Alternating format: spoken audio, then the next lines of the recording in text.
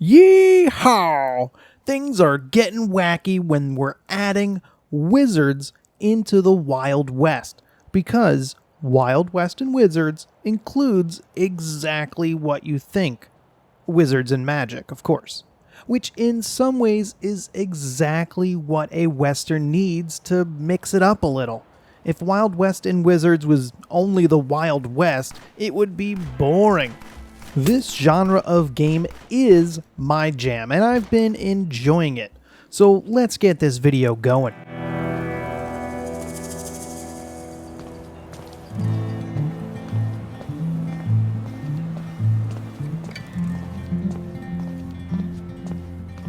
Wild West and Wizards is an open-world, first-person action game.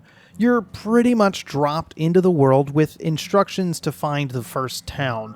You can do that, but you're left alone to do whatever you want. They took the open world mechanic and ran with it.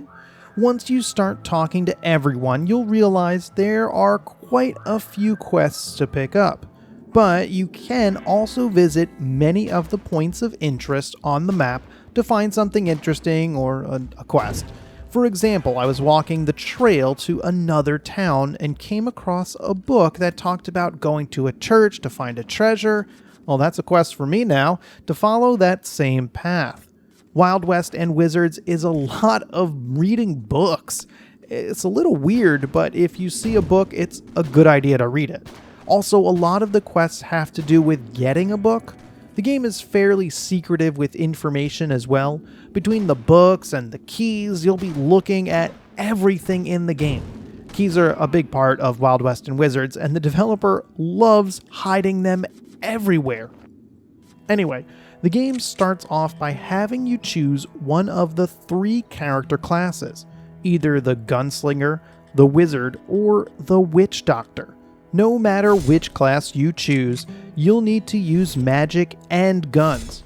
But as you might guess, the Gunslinger leans on guns more than magic. The starting abilities and talent tree are what differentiates the classes from each other.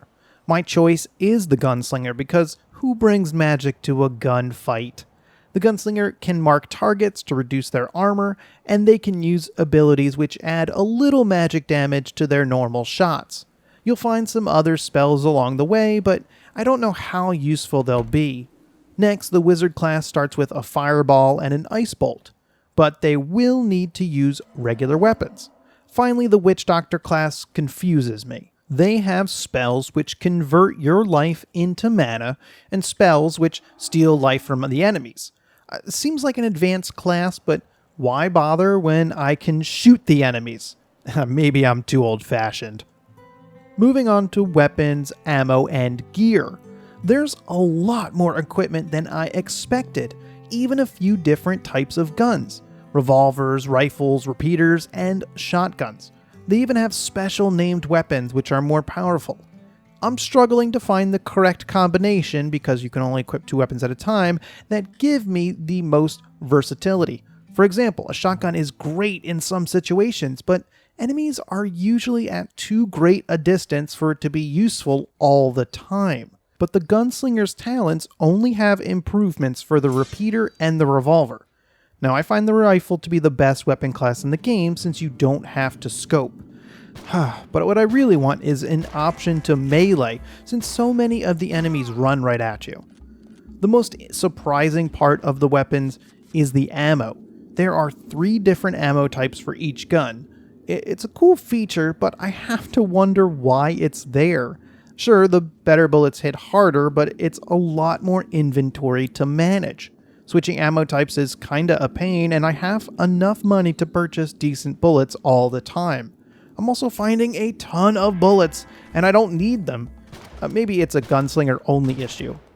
Anyway, you can upgrade everything, your weapons, gear, and spells. You'll find upgrade spheres and chests and on bosses. When I first started playing, I expected them to be a finite resource that I had to hoard, but that's not the case. I've found plenty, and there are several tiers. So the lowest upgrade sphere will only do upgrades between levels 1 and 4. Still, if I use the upgrade sphere and then find a new weapon that's better, it drives me nuts. I'm finding weapons that are appropriately leveled as I progress, so I'm still nervous. I'm one of those people that refuses to use health pots all game in case I need them, and then on the final boss I have a million. So, my few grievances with Wild West and Wizards are these. First, none of the quests are marked on the map. On one hand, it makes the world feel a little more natural, and you're not running over to every person with a question mark. And that always feels a little cheesy. But talking to everyone can be a little tedious.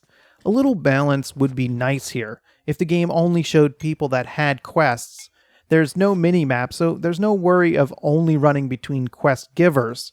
If you don't realize it early on that you need the quests, then you'll enter the next area of the game way under-leveled.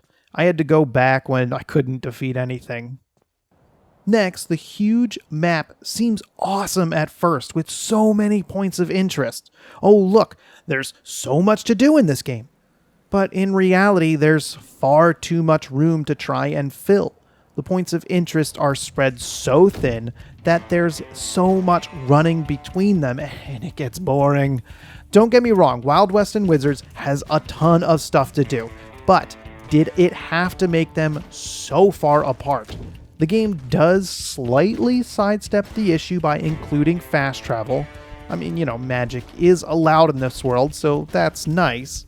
But I need a horse or something to get around faster. I wish the map was about 20 to 30% smaller with the same amount of content.